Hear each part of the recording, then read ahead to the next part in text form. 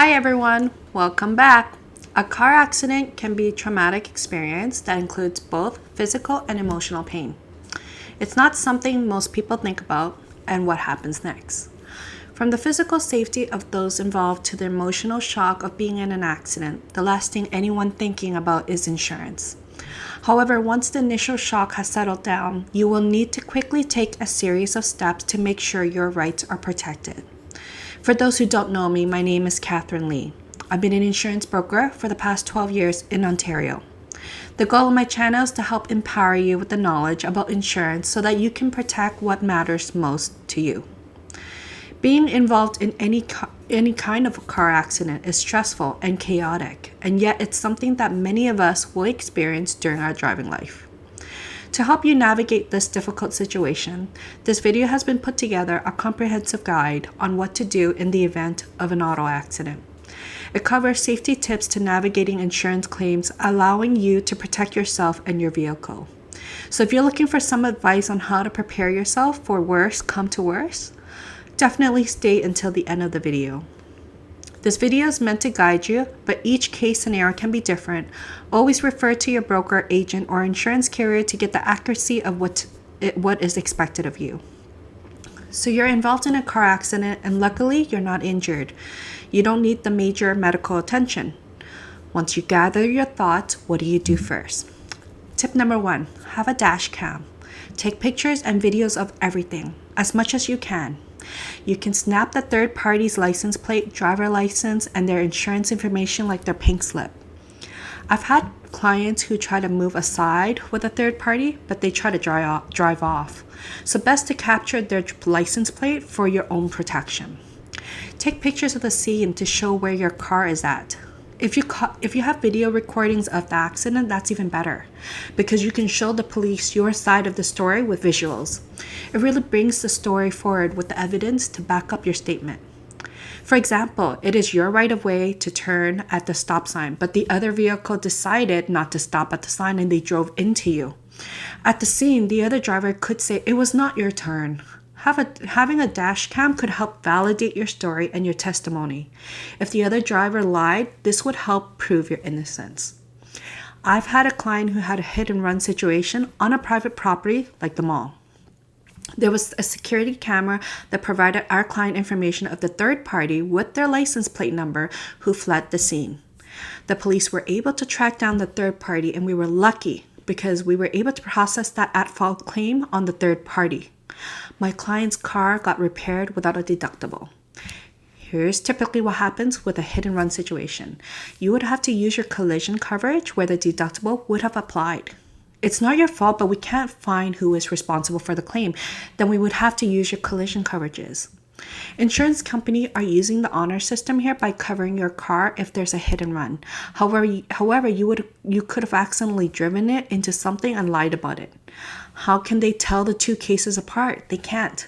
That's why deductibles will apply if we can't find the third party who should be held liable. Since deductibles can cost $500 to $5,000, this may get the client to privately negotiate with the auto shop for repairs, especially if it's a minor fix. Tip number 2, call the police. Here are the top reasons why you should make a call to the police. Someone's hurt and they may need medical attention. You think another driver may be guilty for criminal code offense like impaired driving. You suspect you're the victim of a staged collision. There's a significant property damage or the vehicle is undrivable. And if they are busy, you may need to go to the nearest collision report center. However, that is dependent on your car's situation. Is it drivable? You're going to notice a lot of trucks are at the scene. They're eager to remove your car, and if there's a police on site, that might make it easier. Just know that you have the right to direct where you want your car should go. Please be careful. Do not agree to get your car fixed at an unknown auto shop and be stored at an unknown place. We've heard over the years that clients got stuck with using a specific body shop or towing shop and weren't able to get their car back because they agreed to get into a contract with the towing company. Clients get upset because the police directed these third-party towing services to help remove their cars from the scene of the accident. It can be a very overwhelming situation where you weren't reading the fine print of the contract during signing. Please review it and confirm it with your claims department before proceeding. If the police officer can't get your statement on site, the towing company should be taking your car to the nearest collision center, where you can make a statement of what happened. The collision officer would assess the damages to your car and take pictures for documentations. The towing company may bill you and make sure to keep a copy of that invoice for a chance of reimbursement. I'm not saying it will be covered by your insurance company, but it can be included in the total cost of your accident. In regards to what is covered, will be determined later by your claims adjuster. After filing your report, you should be getting this information: the officer's name, full name, badge number, the official report number of the incident that you can reference to your claims adjuster. I highly recommend that you take pictures of the business card and the report number, send it to your broker or agent by email. Therefore, there's a digital copy so you can follow up later, and at least you won't lose it. Number 3, call your claims line. You could be calling them while you're waiting. You can give them some information about the claim and provide more details later. If your car can't be driven due to the damages, you need to move it to the auto shop, and opening a claim could help you find the nearest location that works with your insurance provider.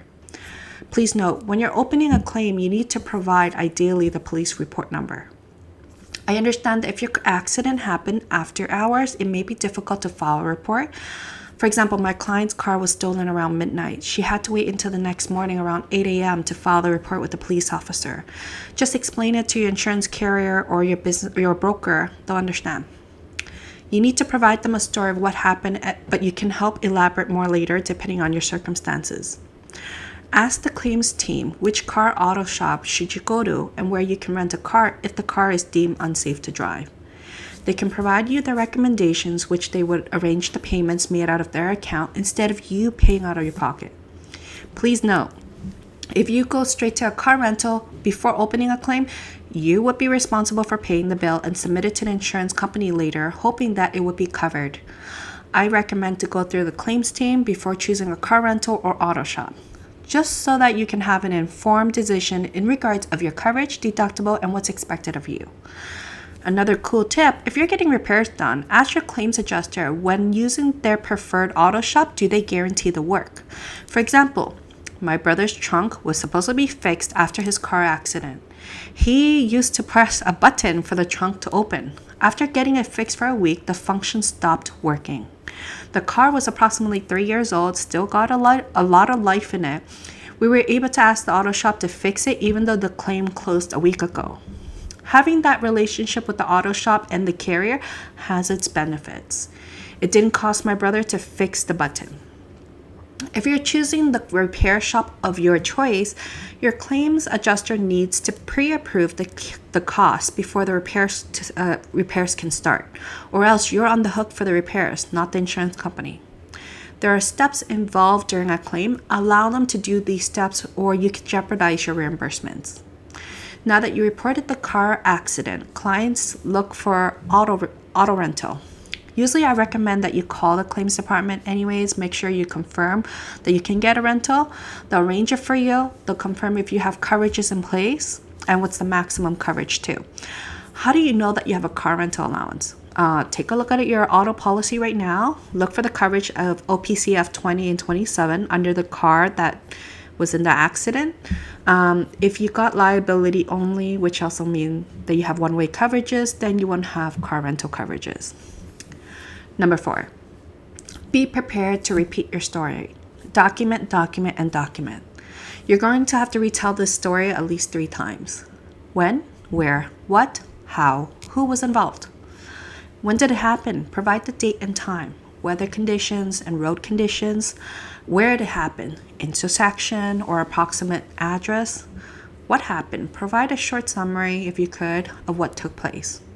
Who was involved? The third party's information, the passengers in your car, and if you have any witnesses. Which vehicle, year, make, and model. It is very normal to repeat your story. Police on site, collision report center, claims department, and your broker may not have the same access to your story. That is why you have to retell your story multiple times. Customers tend to get very angry because of this. My suggestion is sitting down to write the story and provide as much description as possible. That way it sorts through the information of the accident. You can forward that email to all parties involved, including your broker and claims adjuster. Having it in writing helps describe what happened, and it's easier for you to retell it later on. For example, my client had broken telephone with her husband and daughter during the accident.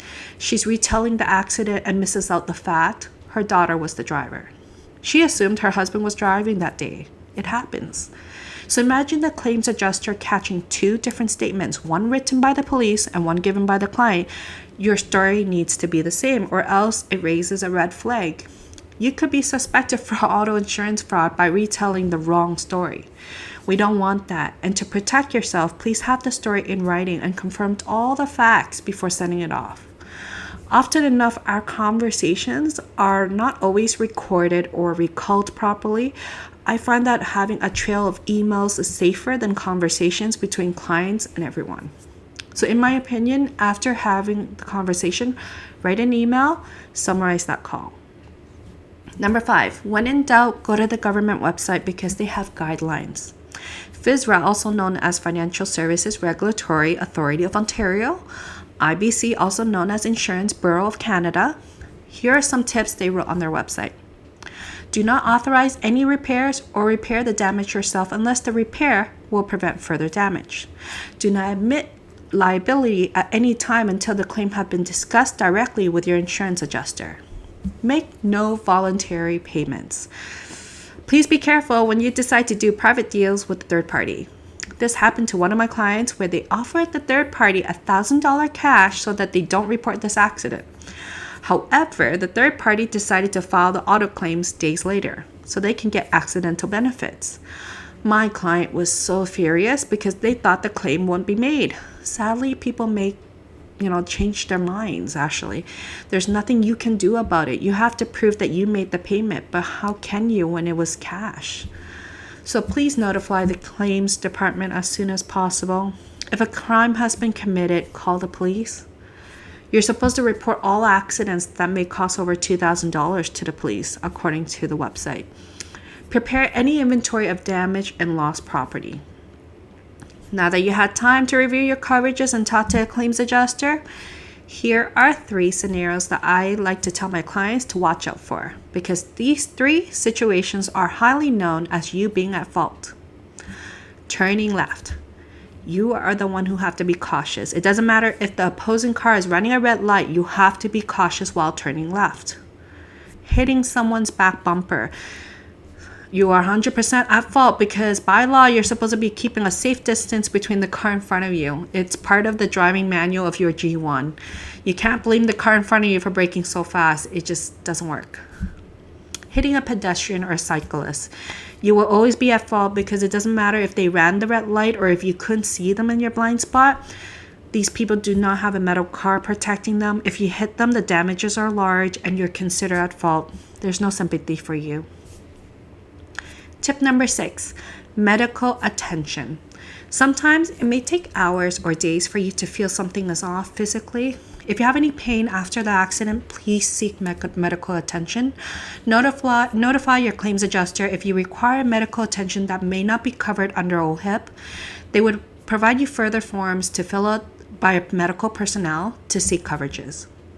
If you're injured in an auto accident, you may be entitled to the following accidental benefits, like income replacement. It compensates you for the loss of income. That could be a range of minimum of $400 to $600 per week. Caregiver covers for expenses when you cannot continue as the main caregiver for your family, like your children. So that could cover up to like $250 a week. Medical coverages, where it covers your medical expenses while you're injured. Rehab costs like physiotherapy or chiro. Attendant care covers the expense of an aide or a nurse to attend you. Compensation for other expenses such as the cost of family visiting or you during a treatment or recovering, housekeeping, home maintenance, report of replacement items lost or damaged in the accident. Now, if the client passes away during the accident, the family may receive death and funeral compensation, like there is an $8,000 funeral benefit as well. If you purchase auto insurance without looking at your limits, typically you signed up for a standard coverage to keep your auto insurance low. You may have typically $400 to $600 for income replacement. For non-catastrophic injuries, coverage of like maybe $130,000 for medical, rehab, and attendant care combined. For catastrophic losses, you may have $1 million combined for medical, rehab, and attendant care.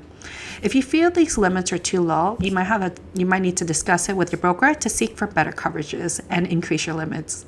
Tip number 7, reasons why your claim can get denied. Please do not make these mistakes. Driving without a valid driver's license. Always make sure your driver's license is renewed on time and pay your fees. Driving without the car owner's consent. This is a big one, and it's actually quite often. Do not drive your parents' car without their consent while they're on vacation, or your friend's car. It doesn't matter how close you are with them. If they confirm that they didn't consent you driving the car, it means you stole the car. If there was an at-fault claim, they can come after you personally, legally. The insurance company will pay out to the owners of the car, but they can legally pursue you. Maybe not right now, but later on. Being a passenger in a vehicle driven by someone without the car's owner's consent. Same thing. You were on a joyride with your friend and they didn't have their parents' permission. Yes, you may not have coverage because even though you're an innocent party. Driving without valid insurance. There's a video that I recently made about how insurance carriers can cancel the auto insurance. Refer to that video because one big example is not paying your insurance on time. Driving while impaired or refusing a breath sample. Using a vehicle in connection with criminal activities, for example, racing, stunt driving. Knowingly misrepresenting information at the time you apply for insurance. You lied about your experience, driving record, and other details before your contract began with the insurance carrier. You purposely provided false information. Here are some common questions asked at the time of claim. What is at fault? It means you are guilty and has caused the accident. What is not at fault? It means the police and the claims adjuster has deemed that it wasn't your fault for causing the accident. What is a deductible? This is applicable when you are at fault in an accident and you have to pay your deductible, which typically can range $500 to $5,000. You would have to pay that amount first before the insurance company coverages kick in for the difference. For example, you got into an at-fault accident, your car needs $10,000 in repairs, and your deductible is $1,000. How much do you pay? The answer is $1,000 for you and $9,000 for the car insurance carrier. What if your car accident is very minor? I would highly recommend that you have this conversation with your insurance broker and agent to discuss about your claims. I help my clients understand what their options are and provide some guidance, like asking my client to get a second auto shop quote to compare the cost of repairs. For example, dealership may quote you $3,000 for a windshield, but another auto shop that the client goes to is quoting a $1,000 windshield.